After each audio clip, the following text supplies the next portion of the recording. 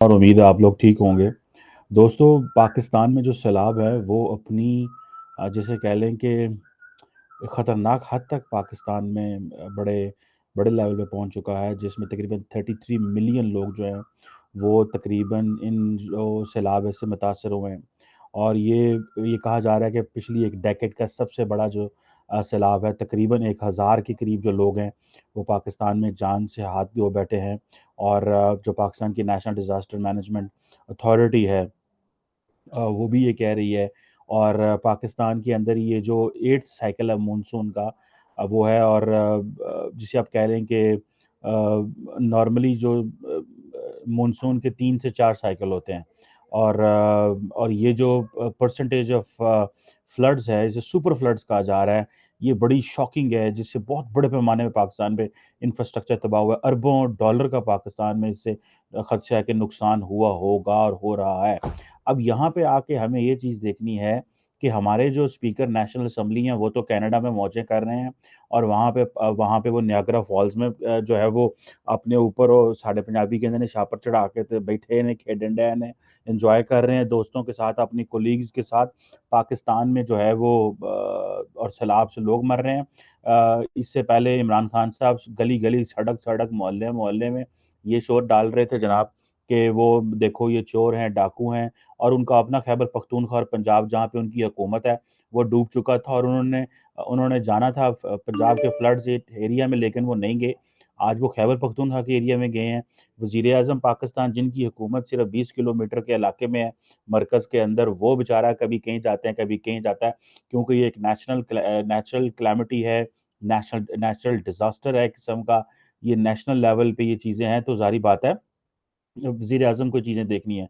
क्वेटा जो कि बलूचिस्तान का कैपिटल है, वो इस वक़्त जिसे कहते हैं ना, कंप्लीटली डेवास्टेट हो चुका है और पूरी दुनिया से और पाकिस्तान से वो डिस्कनेक्ट है। और रेल ब्रिज कोलैप्स कर गए हैं, सड़कें टूट गई हैं। और इसमें भी ये चीज़ें देखने की है कि जो चाइना पाकिस्तान इकोनॉमिक कॉरिडोर से बड़े पैमाने पे पाकिस्तान बलूचिस्तान में तब्दीलियाँ आई थी, पैसा लगा था, वो सारे का सारा जो है वो भी बहुत ज़्यादा अफ़ेक्ट हुआ है। अब देखें कि एक तरफ हमारी लीडरशिप जो है वो आपस में लड़ रही है।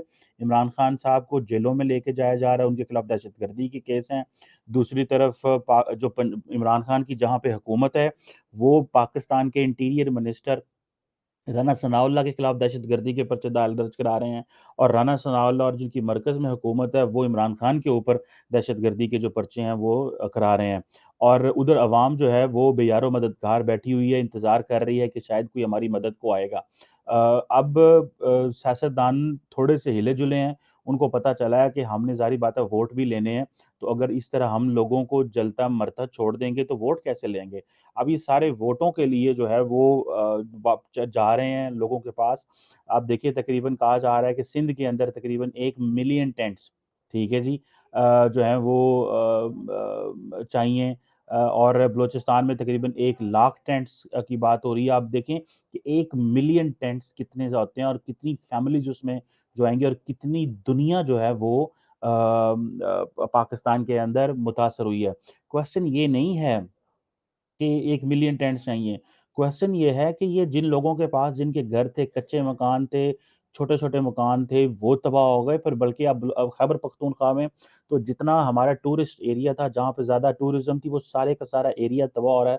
बड़े-बड़े होटल्स गिर रहे हैं, मल्टी स्टोरी बिल्डिंग्स गिर गई हैं इसकी वजह से। और हम यहाँ पे आपस में लड़ाइयाँ जो हैं वो अरूज पे हैं। और अब पाकिस्तान ये चाहता है कि दुनिया जो है वो पाकिस्तान की तरफ देखे। और ये एक ह्यूमैनिटेरियन डिज़ास्टर है, जिसको बड़े पैमाने पे ज़ाहिर बात है देखा जा रहा है। और क्योंकि पाकिस्तान के पास रिसोर्सेज़ नहीं है, और इसीलिए पाकिस्तान की जो एनवायरनमेंट मिनिस्टर हैं, वो सीएनएन से बात कर रही थी। और उन्होंने कहा कि हमें जो है वो पैसे चाहिए इस हवाले से। और जिसे आप कह लें कि एक बड़ी बड़ी चीज़ है। अब ख़ैर ये कहा जा रहा है कि जी 15% जो साउथ एशियन कंट्री की जो पॉपुलेशन है, यानी कि हमारी, वो मुतासर हो रही है इस सारी चीज़ से। बड़े पैमाने पे मैं देख रहा था, यूनाइटेड नेशंस की एजेंसी है ऑफिस है for coordination of humanitarian affairs, उन्होंने भी रिसेंटली ये कहा है कि तकरीबन 3 मिलियन लोग पाकिस्तान में अफ़ेक्ट हुए हैं। और तकरीबन 2 लाख के लोग जो डिस्प्लेस हो गए हैं। तकरीबन 200,000 पीपल डिस्प्लेस हो गए हैं, उनको उनके घर छूट गए हैं, उनका सारा कुछ जो है वो छूट चुका हुआ है।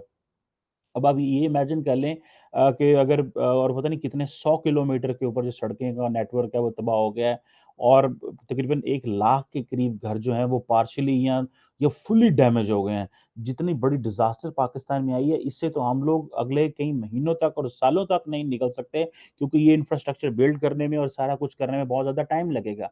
सो हमारी जो प्रायोरिटीज़ हैं वो मिक्स्ड हैं।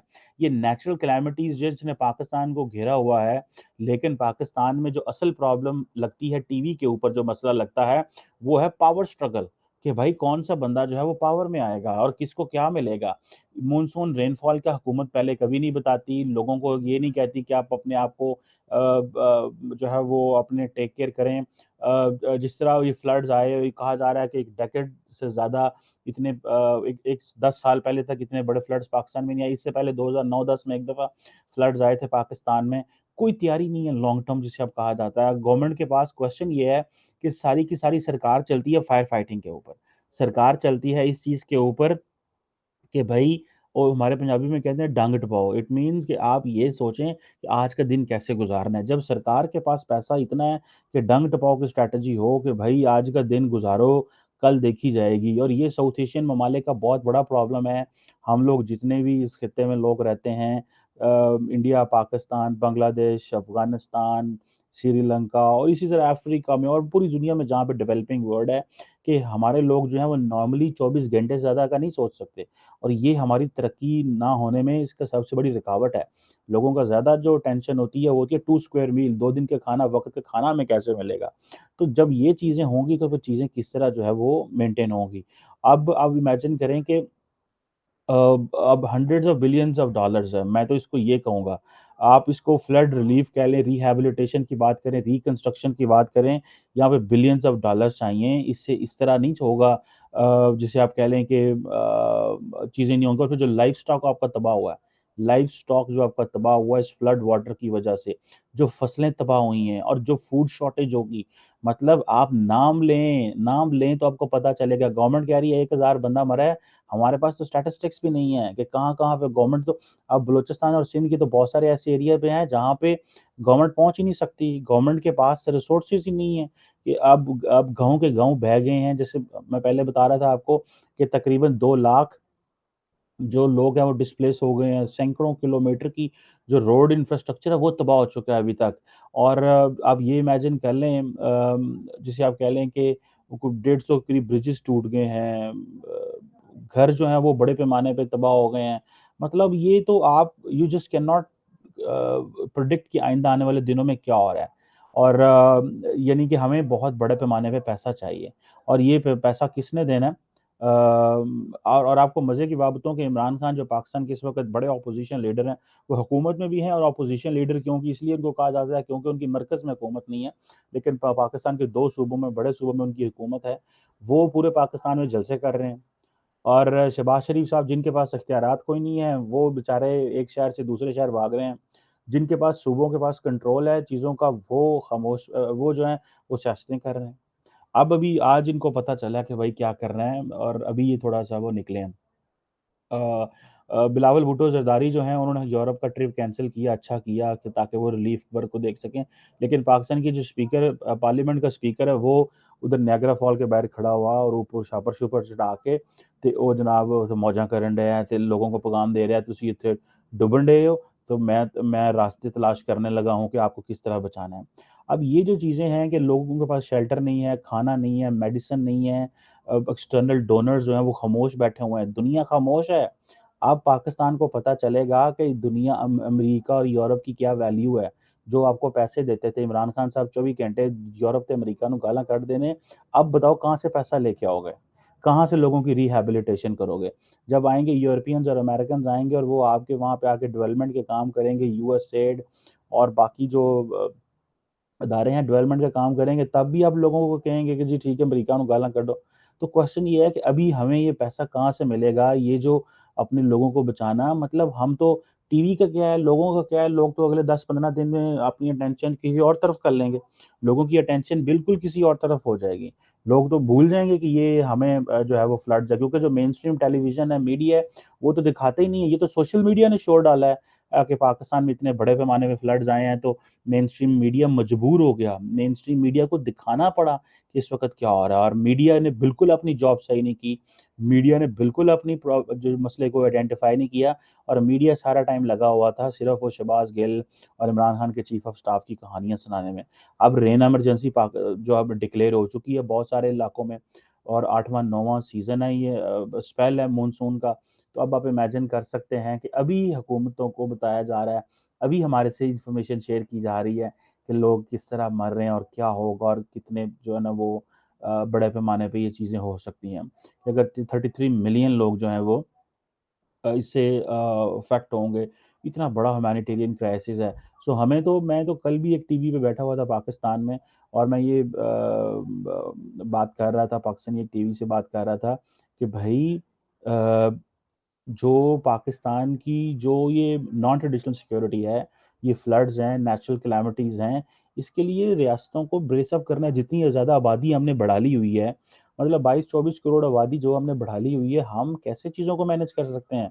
हम कैसे चीज़ों को चला सकते हैं अगर हमने इसी तरह ही रहना है, और हमें ये पता ही नहीं है कि इन सारे डिज़ास्टर से बचना किस तरह है?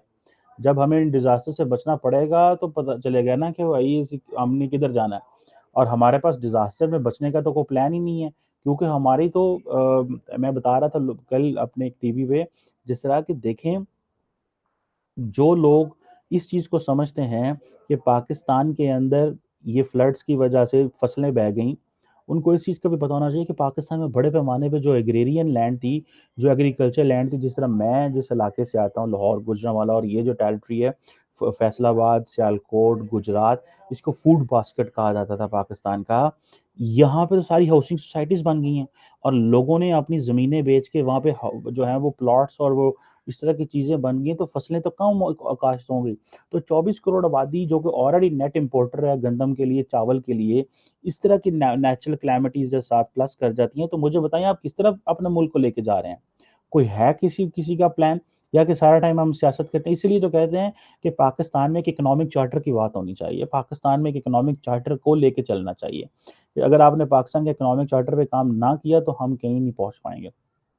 हमारी हालत जो है वो अफ्रीका के ममालिक के करीब तरीन होनी है। द रीज़न बिहाइंड इज़ कि हम लोग कहाँ जाएँगे? हम लोग क्या कर पाएँगे, और हम लोग क्या किस किस डायरेक्शन को चल पाएँगे कि जो है वो ये चीज़ें हो सकें। सो मुझे ऐसा लगता है कि पाकिस्तान की जो चीज़ें देखने वाली हैं, जो चीज़ें करने वाली हैं, वो ये नहीं है कि पाकिस्तान में रिसोर्सेज़ की कमी है, लेकिन हमारे पास प्रायोरिटी ठीक नहीं है, हमारे पास प्लानिंग कोई नहीं है, हम फ्यूचर मुस्तकबिल के चैलेंजेस को नहीं देख पा रहे। हमें ये पता ही नहीं है कि हमें हमें कौन-सी डायरेक्शन लेनी है, क्योंकि हमारे लीडरान इतनी छोटी-छोटी बातों पे लड़ रहे हैं आपस में। लीडरशिप लड़ रही है, लीडरशिप गालियाँ दे रही थी, और बलूचिस्तान और सिंध और खैबर पख्तूनख्वा उस वक़्त तबाह हो रहा था। तो लोगों को क्या इंटरेस्ट रह जाता है? तो ये अभी भी जो सियासतदान हेलीकॉप्टर्स में बैठ के अवाम के ऊपर से गुज़र रहे हैं, वो कोई इसलिए तो नहीं आए कि उनको बड़ी कोई दर्द है अवाम का, मेरे ख़्याल से। वो तो ज़ाहिर बात है अपनी सियासत बचाने आए हैं, और वो ज़ाहिर बात है वो बताना चाहते हैं कि उनके अंदर भी एक दिल है। वो भी इंसानियत की परवाह करते हैं। वो ज़ाहिर बात है, वो कहते हैं ना कि one has to show that one is a human being. इंसान को जो है वो कभी-कभी ये बताना पड़ता है कि वो भी इंसान है, और इंसानों से मोहब्बत करता है, और ये जो सियासतदान होते हैं, क्योंकि इनके अंदर तो कोई इंसानी दिल नहीं होता, ये तो पत्थर के दिल के लोग होते हैं, कि जिनको ये पता है कि पाकिस्तान में इतने बड़े पैमाने पे फ्लड्स आ रहे हैं, और वो सारा दिन सियासत और इन चीज़ों में लगे हुए हैं। Very unfortunate situation. देखना ये है कि क्या पाकिस्तानी पार्लियामेंट के जो स्पीकर हैं, जो कि अवाम के नुमाइंदे हैं, उनको नहीं पता कि पाकिस्तान की अवाम को कितनी दुःख और तकलीफ़ होती है, जब कनाडा में नियाग्रा फॉल में खड़े होके वो तस्वीरें खिंचवा रहे हैं और वीडियोज़ बनवा रहे हैं और वो काम कर रहे हैं। उनको नहीं पता पाकिस्तान में इस वक़्त जो क्या सिचुएशन है। पाकिस्तान के तमाम सियासतदानों को अपने इंटरनेशनल ट्रिप्स कैंसल कर देने चाहिए। क्या पड़ा हुआ है बाहर, जब अवाम ही नहीं है जिनके लिए जिन्होंने जिन्होंने आपको चुना और आपको पावर में लेके आए, जब वो तकलीफ में है, तो आप क्यों बाहर जा रहे हैं और वहाँ पे जाके जो है वो अब बेशक आपका सरकारी काम है, आप ट्रिप कैंसल कर दें, ट्रिप पोस्टपोन कर दें, उसको बाद में चले जाएँ, 2-4 महीने बाद, 6 महीने बाद चले जाएँ, ऐसी कौन-सी जो है वो बात है। लेकिन अनफॉर्च्यूनेटली वेरी, वेरी, वेरी जैसे आप कह रहे हैं एस्टोनिशिंग ये एनवायरनमेंट है। लेट्स सी क्या होता है और हम ये बच पाते हैं कि नहीं पाते। Thank you very much.